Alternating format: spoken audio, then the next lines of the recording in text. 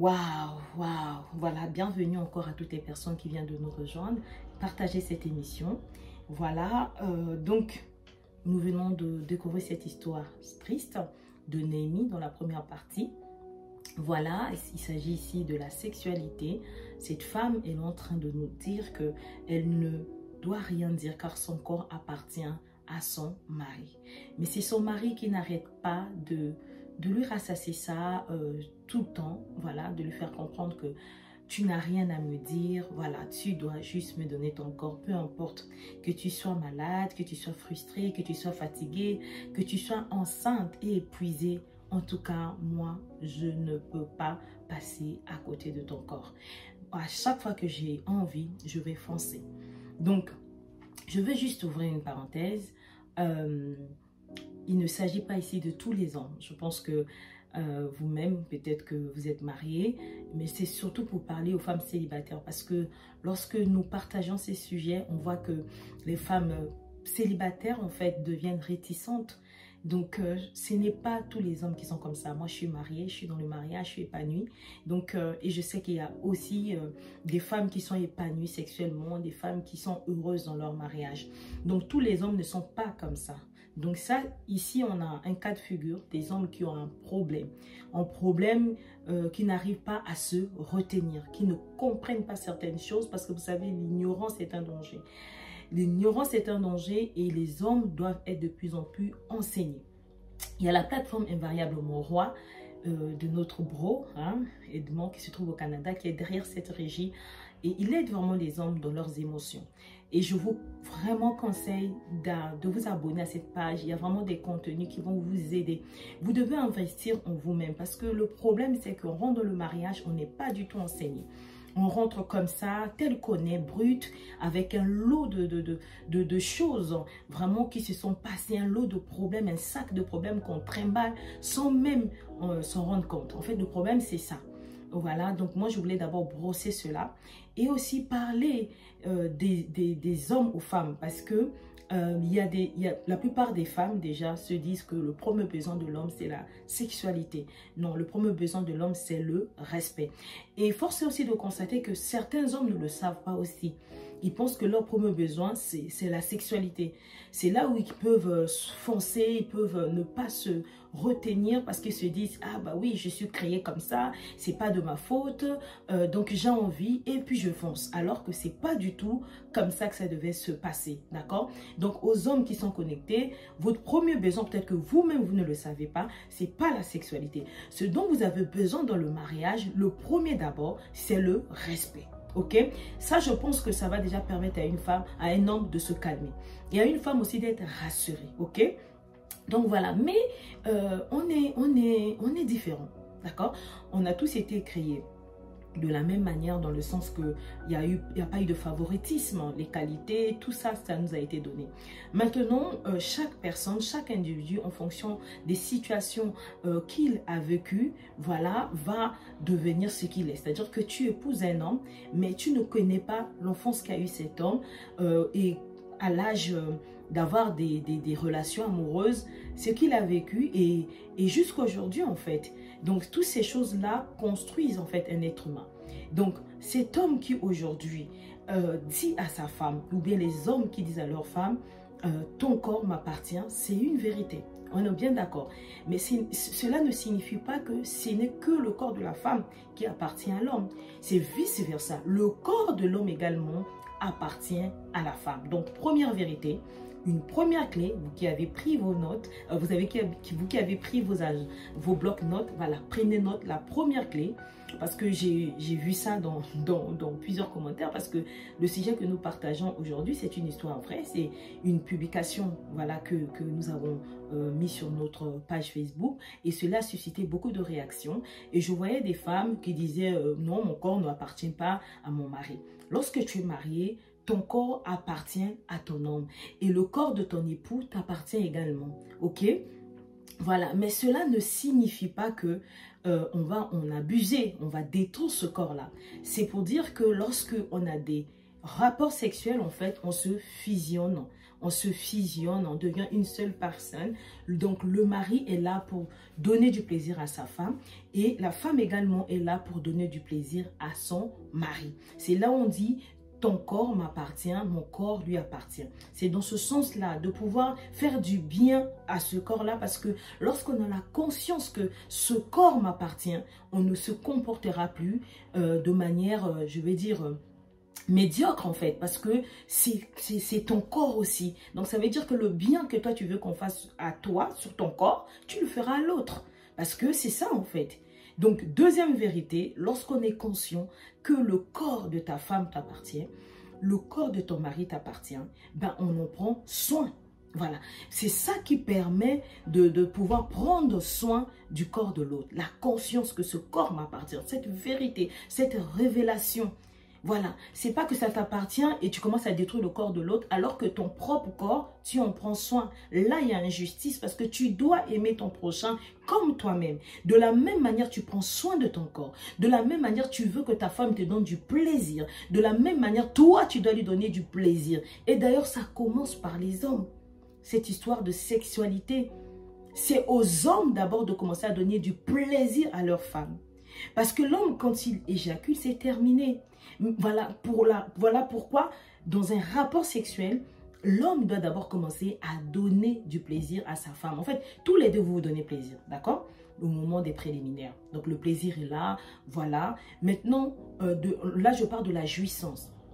Voilà, la jouissance, pour l'homme, c'est lorsqu'il éjacule, c'est terminé.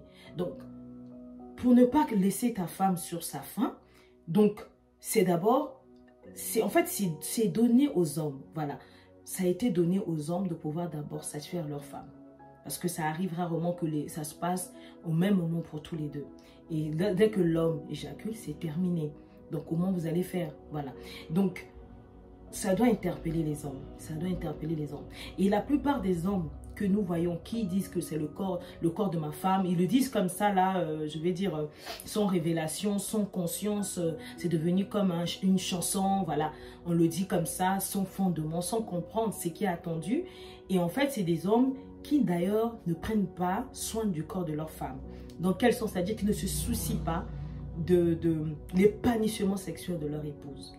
Parce que ce n'est qu'un homme qui se dit le corps de ma femme m'appartient et que mon corps aussi appartient à ma femme, qui va commencer en fait à vouloir, en fait cet homme qui prend la décision de rendre heureuse sa femme, de prendre soin du corps de sa femme, qui va même donner du plaisir et jusqu'à la jouissance en fait, je vais dire envers sa femme, c'est-à-dire qui va faire en sorte que sa femme soit épanouie. Une femme qui dit je suis tout le temps fatiguée, quand je suis fatiguée, c'est pas son problème. Je suis épuisée, c'est pas son problème. Je suis malade, c'est pas son problème. Je suis enceinte et bien fatiguée, c'est pas son problème. Ça montre qu'elle n'est même pas épanouie sexuellement. Pas parce qu'elle ne veut pas être épanouie, parce que cet homme-là qui lui dit mon corps, ton corps m'appartient, c'est mon exclusivité. Dans le mauvais sens, cette femme-là n'a pas d'épanouissement sexuel. Voilà. C'est très important ce que je suis en train de dire. C'est lorsqu'un homme prend sa femme comme étant une femme dont le Créateur a dit, celui qui trouve une femme trouve le bonheur. Un homme qui a cette révélation, qui sait que ma femme est mon bonheur. Donc, qu'est-ce qu'on fait? On prend soin de ce bonheur-là, en fait. C'est mon bonheur à moi. C'est comme, j'ai une tablette ici. Je sais que c'est précieux. Vous voyez? Donc, qu'est-ce que je veux faire? Je ne vais pas aller détruire ça parce que c'est précieux pour moi. C'est mon outil de travail.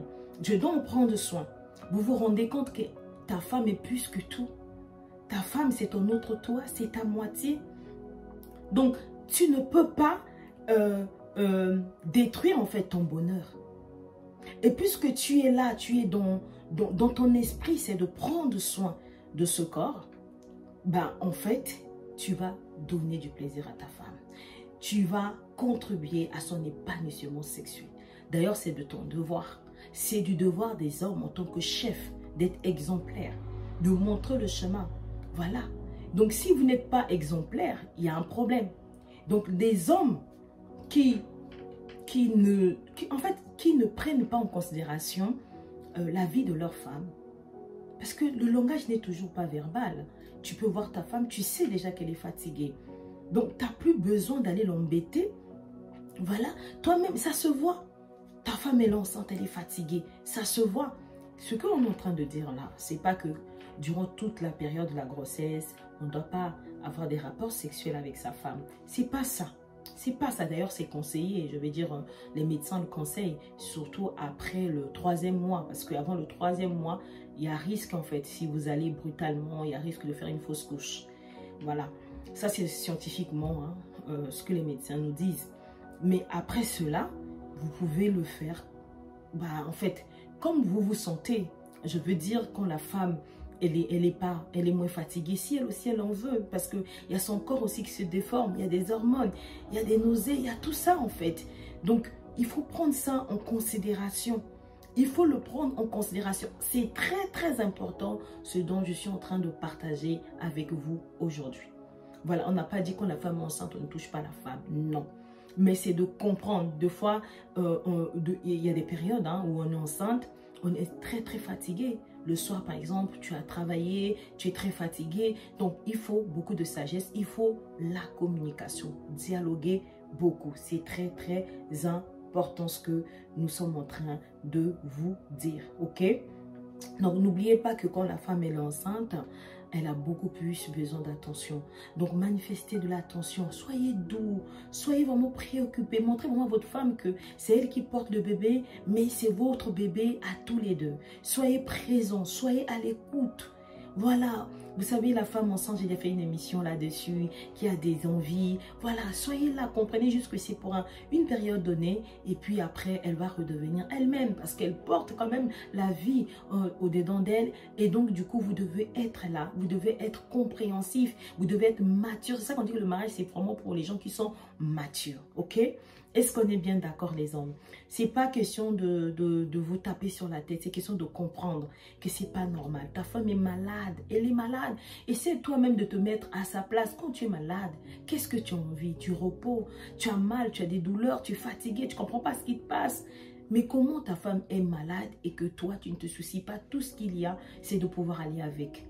Tu as un cerveau, tu es un être humain. Même un animal ne fera pas ça. Parce que lorsque nous suivons des documentaires, nous voyons, par exemple, un animal qui est blessé, vous allez voir la femelle ou voilà qui va être attentionnée, ou même le mâle qui va être attentionné quand sa femelle est touchée. Voilà, parce que voilà, elle n'est pas en forme, elle est en train de saigner, elle est malade aussi. Il y a des animaux qui tombent malades. Donc, si même les animaux sont si compatissants, à combien plus forte raison, nous les êtres humains, nous qui avons un cerveau, nous qui avons un esprit. Voilà, comprenez cela. Franchement, aux hommes, soyez matures. Si vous trouvez que vous n'arrivez pas à vous contenir, vous n'arrivez pas à vous retenir, prenez contact en fait avec nous. Nous sommes là et des hommes dans notre association. Je vous ai parlé du frère qui est invariablement roi. Demandez conseil, parlez-en, ne restez pas comme ça à détruire votre femme, à détruire votre mariage. Parce qu'une femme qui dit que son mari ne préoccupe pas de sa santé, ne se préoccupe pas d'elle, mais en fait, comment est-ce qu'elle va continuer à être avec vous? Est-ce que vous aimez réellement votre femme? Je ne pense pas, parce que lorsqu'on aime quelqu'un, il y a certains agissements qui ne peuvent plus être là. La sexualité, c'est beau, c'est un trésor. J'ai tellement enseigné là-dessus, c'est un cadeau, c'est précieux, c'est pour les époux. Et vraiment, ça a consommé comme il se doit. Voilà, c'est important. Tout excès nuit, en fait. Tout excès nuit, c'est pas possible, hein. Tout excès nuit. Tu ne peux pas vouloir tout le temps être sur le corps de ta femme, peu importe qu'elle soit frustrée, parce que toi, tu l'as blessée et tu viens tout de suite, tu viens. Non, c'est pas comme ça. C'est mon corps, même si tu es frustré. Mais qui l'a frustré? Qu'est-ce qu'on est en train de frustrer ta femme? Dialogue avec elle. Fais quelque chose. Vraiment, apaise ta femme. Quand ta femme est apaisée, mais ça sera pour ton avantage. Ça sera à ton avantage. C'est toi qui vas bénéficier vraiment de tous ces moments. C'est important. Et quand on dit ça, on n'exclut pas les femmes. On ne dit pas que non. Les femmes aussi ont besoin d'aller avec leur mari. La sexualité n'a pas été faite que pour vous les hommes. C'est vrai que c'est votre deuxième besoin. Mais les femmes aussi ont besoin de ça. Donc, c'est pas que non, on est en train de dire, voilà, les hommes, voilà, ils sont dans l'abus et que les femmes, pas du tout. La sexualité, c'est que pour les hommes. Non, c'est pour les deux. Mais on sait que vous avez quand même, voilà, un peu plus d'appétit que nous. Donc, trouver le rythme. La femme aussi qui est très lente doit aussi monter un peu son niveau. Le mari qui est aussi trop en haut doit descendre un peu. Il faudra qu'il y ait équilibre. Marquez cela dans les commentaires, équilibre. C'est très important d'être équilibré dans le mariage. Il y a des périodes où même les hommes ne sont pas préoccupés par ça parce qu'un homme qui est dans le chômage, un homme qui a des soucis financiers, ça peut aussi toucher à son libido. Elle peut aussi ne plus être voilà, très préoccupée par la sexualité. Donc voilà, donc la femme aussi sage, comprend et également essaie elle d'aider son mari pour que voilà, les choses redeviennent comme avant. Est-ce qu'on est bien d'accord? Est-ce que vraiment ce point vous a parlé? Donc vous avez bien noté les clés que je vous ai vraiment données. C'est très important. Le corps de la femme appartient à son mari et vice versa. Voilà, l'homme doit être conscient que le corps de la femme, voilà, et doit être conscient que si le corps de la femme est son corps, il doit en prendre soin. Et voilà, les hommes aiment bien aussi vraiment les femmes qui sont, lorsqu'elles sont enceintes. Voilà, ça a été démontré que des hommes, deux fois, sont plus attirés quand les femmes sont enceintes. Il y a des choses qu'on ne peut pas se dire ici. Voilà pourquoi je vais essayer de créer des réunions Zoom comme avant, lors du confinement, où on est en train de changer sur ces points. Parce que voilà, ici tout le monde vient, mais ça sera bien d'être un peu à l'écart pour pouvoir parler de certaines choses, que vous soyez libre aussi de poser vos questions. Ok? Donc,